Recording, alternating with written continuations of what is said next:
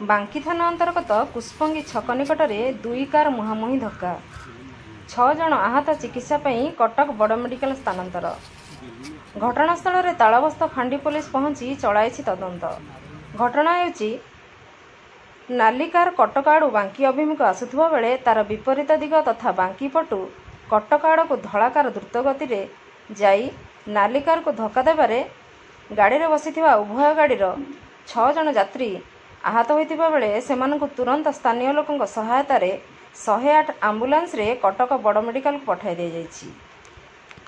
ଧଳା କାରର ଭୁଲ ଯୋଗୁଁ ତଥା ଦ୍ରୁତଗତି ଯୋଗୁଁ ଏଭଳି ଘଟଣା ଘଟିଥିବାର ପୋଲିସ ସୂଚନା ଦେଇଛି। ବାଙ୍କୀରୁ ସଞ୍ଜୀବ ଆନନ୍ଦ ଜେନାଙ୍କ ରିପୋର୍ଟ, ନାଗରାଜ ନ୍ୟୁଜ୍।